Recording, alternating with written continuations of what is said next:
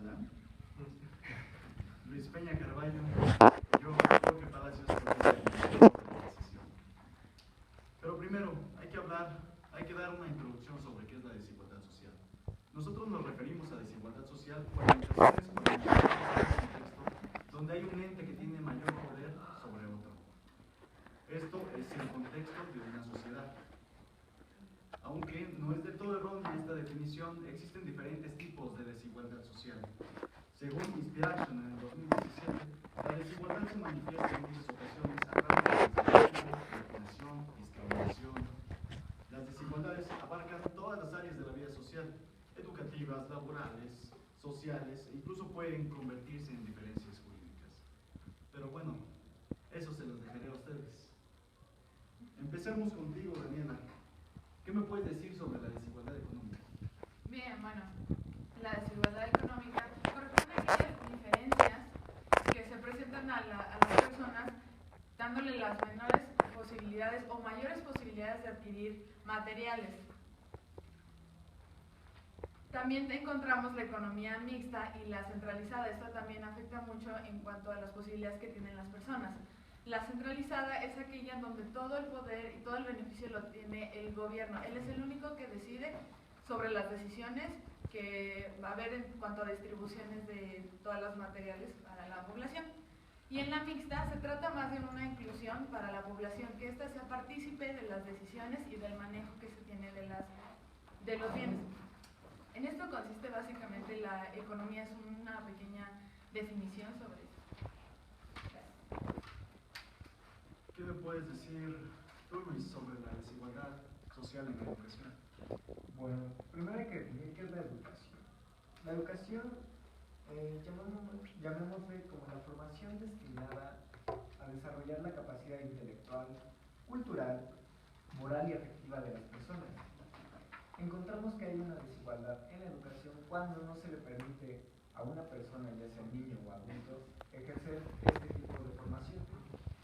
Generalmente empieza desde una edad muy temprana, pero vemos que en ciertos estados de la República no es de esta manera.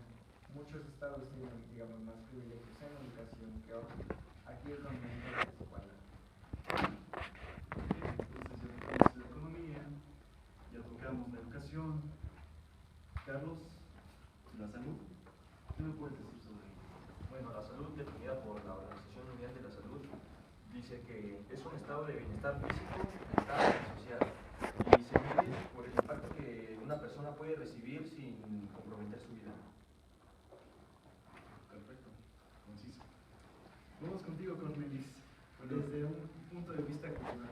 Como dice la CONAPRED, las personas en la sociedad tienen distintas formas de ver y entender el mundo, determinados por contenidos éticos y culturales que cada persona en lo individual considera valioso para llevar a cabo sus planes de vida. Bueno, la cultura se ve afectada por distintos aspectos, como puede ser la religión, la educación en casa, los valores que te enseñan en tu familia y sobre todo la nacionalidad que tengas, o sea, cómo hayas crecido, el contexto de tu vida. Y en México hay una gran diferencia debido a la desigualdad económica. Que al final de cuentas todo este tipo de factores de la desigualdad se van viendo, pero uno de los factores que más se notan son los de los servicios. ¿Qué me puedes decir, Josué? Bueno, en cuanto a la desigualdad de servicios, consideremos lo que es la calidad de vivienda. Según el INEGI, se posee una buena calidad cuando se tienen servicios de agua, de luz, de combustible para cocinar y de drenaje. Lo consideramos carencia cuando el agua que se obtiene es por medio de un pozo, de un río o de acarreo de otra casa. Combustible cuando se usa carbón o leña para cocinar y no se posee una chimenea o las adaptaciones necesarias para cuidar la salud de los familiares. En cuanto a electricidad, simplemente se tiene como el servicio, que tenga accesibilidad a ella. Y lo que viene siendo drenaje es que posean uno y que los desechos no vayan a dar a un río o mar o incluso a una zanja. Son uno de los problemas que más notorios son en la mayoría de los países, como las favelas, como los sectores. Es lo primero que uno se da cuenta cuando ve desigualdad en lo visual. Perfecto, entonces para cerrar el primer bloque, solo queda mencionar que la desigualdad social no simplemente es una simple definición que nos dice que hay un ente con mayor fuerza que otro, sino que hay varios aspectos, desde la educación hasta la salud, que afectan a esta variable. Entonces, esto nos va generando una ecuación mucho más compleja. Pero bueno, pasemos a la apertura del segundo bloque, que es causas o historia en el problema social, de este problema social en México. Bueno, como hemos sabido, a pesar de que suene como falacia, en México, pues nosotros podemos ver la desigualdad social, inclusive saliendo de aquí del tecnológico, que esto funciona como una burbuja, ¿no? Entonces es un factor que ha contribuido, vamos arrastrando a lo largo de la historia, y la historia se ha repetido. Josué, ¿te gustaría empezar con una característica de estas causas, una característica social? Claro que sí. Bueno, en cuanto a México, en lo social, tenemos problemas de marginación de sectores favorecidos, de estratos sociales. Son determinantes para las desigualdades, incluso la localización geográfica. Tenemos el caso de Chiapas, es uno de los estados más pobres de todo México, donde las oportunidades para progresar son bajas. Las empresas o monopolios como los servicios de comunicación de Carlos Slim, que se ven favorecidos porque no hay una competencia laboral. La población indígena es 4 veces más pobre que la población general. Ahí tenemos problemas de marginación de etnias. Es uno de los muchos factores en los que giran alrededor de lo social. Y claro, es muy preocupante escuchar todo este tipo de datos cuantitativos. Luis, ¿qué me puedes decir sobre el factor político? Bueno, lamentablemente, como sabemos, la desigualdad en México no es solo un tema social o político, sino es más multifuncional. Como mencionó mi compañero, las discriminaciones van desde la parte ética, política, género, e incluso de dónde viven, ¿no? Pero si lo vemos de un ámbito político, la desigualdad empieza desde, tomando un poco referencias de la UNICEF y argumentos, llamémosle feministas, la desigualdad política empieza con la participación de las mujeres en pues cargos mayores, ¿no? Cargos políticos, ya sean senadores, legisladores, jefes de Estado, etc. Por ejemplo, datos de la UNICEF dicen que en el 2006 el 17% de la población mundial eran cargos políticos de mujeres. Y bueno, y según se ve que hasta el 2068 se puede lograr, digamos, una equidad de género en ámbitos políticos a nivel mundial. Pero si lo vemos desde México, esta desigualdad tal vez se ha estado trabajando, más no del todo, todavía se ve, digamos, un progreso mayor precisamente parte de nuestros cargos. Es muy importante recalcarlo, ¿no? También en México vamos a un paso un poco menos acelerado que en otros países. Desde el punto de vista humano, del humano superior, del filosófico, ¿qué me puedes decir? Pues muchas veces hemos escuchado a gente mayor de 35 años, aproximadamente 40 años, hablar de los millennials y nos reímos, pero es algo que yo creo que tiene mucho que ver con esto. Según Forbes, un millennial es alguien que nació entre el año 1981 y 1995, o una persona que llega a la edad adulta después del año 2000, y vemos cómo la diferencia en las generaciones se hace notar mucho, sobre todo en el aspecto de que antes la gente se esforzaba y era un esfuerzo constante. Ahora los jóvenes buscan un resultado instantáneo y eso ha llegado a afectar mucho la economía y la sociedad en México, porque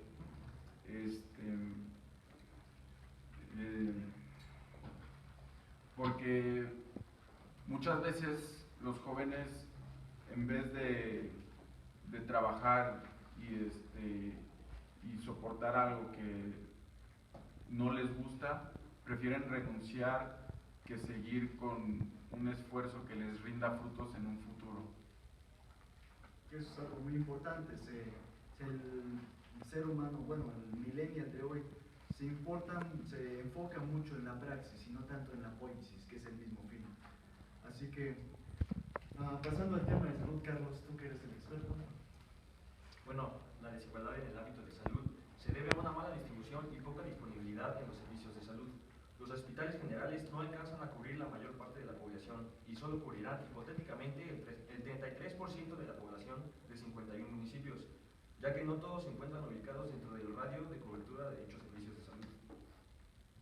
Claro, porque es importante. Si nosotros nos vamos a la colonia de doctores, podemos ir al hospital general o al hospital siglo XXI y podemos ver que está desbordado de gente. Entonces, todos estos factores de que no se tienen las mismas oportunidades en cuanto a beneficios de salud es lo que está afectando también de cierta manera a la población, a una población en general. Y finalmente, Daniela, ¿qué me puedes decir sobre datos duros? Bien, con respecto a la economía, tomando como referencias a la Oxfam México y a la OCDE, según Godínez, en México el 10% más pobre de la población gana 31 veces menos que el 10% de la población más rica. Además, el 1% de la población tiene el 43% de la riqueza. Esto influye sobre todo en los jóvenes, de modo que son los más propensos a no conseguir un mejor trabajo que les permita desarrollarse económicamente y ir para poder crecer poco a poco. Tienen que estar cambiando constantemente en búsqueda de algo que les pueda dar lo suficiente para poder tener una vida aceptable. Asimismo, también menciona que del año 1996 al 2014, el PIB per cápita solo ha tenido un crecimiento del 1% anualmente. Claro, todos estos factores son importantes porque a las clases menos desfavorecidas es a los que les pegan más. Por ejemplo, si no mal recuerdo, el Financiero en 2017 menciona que la inflación ahorita está en 5.47 y todos estos factores, por ejemplo, la inflación es el aumento generalizado de los precios y hay ciertos bienes básicos de estas personas que están aumentando de precios, como el gas, LP, y también las tortillas están aumentando de precio. Entonces, esto es donde más les pega en el ámbito económico. Pero bueno, solo para cerrar este bloque y englobar todo lo que mencionaron mis compañeros, pues las causas que ha tenido México, pues no simplemente nos podemos enfocar a lo político y ser viscerales, sino que hay que considerar desde el ámbito de salud que existe cierta desigualdad social, como el ámbito económico. Y bueno, para empezar el tercer bloque, queremos empezar con soluciones aplicadas en un contexto diferente al nuestro y cómo se pueden aplicar. ¿A qué nos referimos con esto? Nosotros vamos a tomar ejemplos de otros países y vamos a ver qué han hecho ellos para salir de esta desigualdad social, que es un problema que nos está aquejando el día de hoy. Me gustaría que empezáramos contigo, Cornelis. ¿Qué me puedes decir de Irlanda?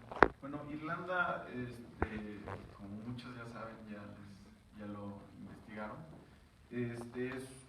era un país de los más pobres de Europa y para el final de la década de los 90 fue el país con mayor Producto Interno Bruto, incluso mayor que Alemania, que Suiza, y esto fue gracias a que aumentaron los impuestos a la renta y al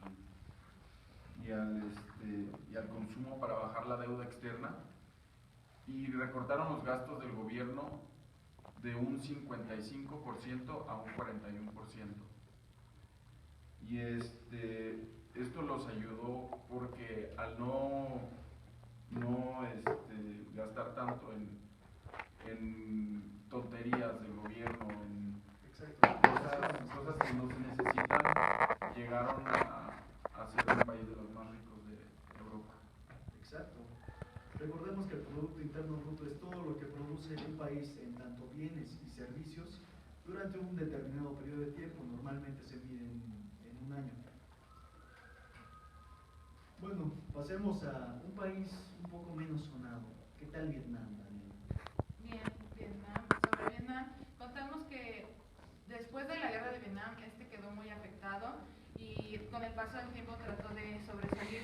Lo que hizo es que encontró una economía centralizada y ahora se cambió a una economía mixta. De modo que en lugar de que todo el PIB fuera sobre la industria, el mayor ingreso del PIB ahora es de la agricultura. Esto lo podríamos aplicar permitiendo que la agricultura creciera aquí en lugar de estar quitando terrenos a las personas, en lugar de menospreciar lo que se genera en los campos. Además, Vietnam lo que hizo igual fue firmar un contrato con Estados Unidos que le permitió llevar sus productos al mercado estadounidense. Y esto lo hizo crecer en un 7% anual su PIB. Además de que la agricultura correspondía a más de la mitad, alrededor del 56.8% de ingreso del PIB. Y otro punto muy importante para Vietnam es el turismo. A pesar de estarse recuperando lentamente de la guerra, tuvo que permitir el ingreso constante de la población turista para poder seguir creciendo y sobresalir. Y de este modo podríamos ayudar a México, sobre todo con la parte de la agricultura, permitiendo que crezca este campo y no menospreciándolo. Claro, desarrollarlo a partir de un enemigo en común, ¿no? Los vietnamitas tenían un enemigo que era Nixon. Y ahorita, pues nosotros, si nos queremos situar dentro de un contexto como Vietnam, pues podríamos interpretar que nuestro ente fuerte o el que nos está cargando bastante, pues es el señor Trump, no el presidente Trump. Pero bueno, Luis, ¿qué me puedes decir de Finlandia? Finlandia, un país que está sonando últimamente mucho. Bueno, Finlandia es un caso muy especial. Si lo queremos comparar con México, la diferencia es muy grande. Por ejemplo, en México hoy en día ocupa el último lugar en educación de la OCDE, a comparación de Finlandia, que ocupa el primer lugar desde hace unos 10-15 años aproximadamente. Pero si pensamos, ¿qué fue lo que hizo Finlandia? Finlandia primero empezó creando una educación totalmente gratuita. No se le cobran, digamos, cuotas extras como aquí en México, y son muy pocas las escuelas privadas. Entrevistas con padres de familia de Finlandia dicen que no tienen la necesidad de buscar escuelas privadas o escuelas de otro tipo, ya que las escuelas públicas siguen siendo las mejores del país y no hay mucha diferencia entre cada una. Por ejemplo, en Finlandia, solamente el 8% de los alumnos no terminan, por ejemplo, los estudios obligatorios, lo que sería una carrera universitaria. A cambio, en México, solo 21 alumnos de cada 100 terminan una carrera universitaria. Eso es alarmante, de hecho.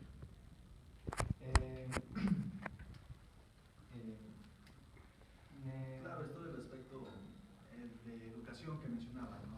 Que es muy importante. Exacto. Otros cambios implementados por Finlandia es que los niños empiezan a estudiar a partir de los 7 años. Son muy pocos los que entran a guarderías o el llamado kinder. Y en estos 6 años de primaria siempre tienen al mismo profesor, lo que les ayuda a crear un vínculo de confianza y de, digamos, solidaridad unos con otros. Las tareas son muy pocas, son más o menos como 2 horas a la semana de tareas, lo que ayuda más a la productividad del niño y se enfocan más en las artes, sobre todo. Perfecto, muchísimas gracias. Carlos, algo rápido que quieras mencionar de Suiza. Bueno, Suiza, ¿por qué tiene la esperanza de vida más alta, ¿no? A diferencia de México, los sistemas de salud en Suiza son privados y lo que puedes decir es que Suiza obliga a que sus ciudadanos tengan seguro desde que nacen y que cubra pues cualquier accidente, desde que nacen a cualquier enfermedad grave y para hacer ¿Y Suecia, Josué? Bueno, Suecia, al igual que Suiza, comparte que tiene un alto nivel de vida. Ellos alcanzan hasta los 82 años de promedio de vida. Esto lo lograron en los años 90 con reformas que promovían la responsabilidad pública en vez de la gestión pública. Eso promovió una involucración de los ciudadanos en cuanto a las leyes y no solo se veían en lo que ellos quieren, sino les daban lo que ellos necesitan. Fue mucho de lo que hizo Suecia, involucrar a sus ciudadanos para tener un crecimiento como país. Tenemos que tienen aguas con saneamiento a todos los habitantes porque hay una cultura y una responsabilidad por parte de ellos.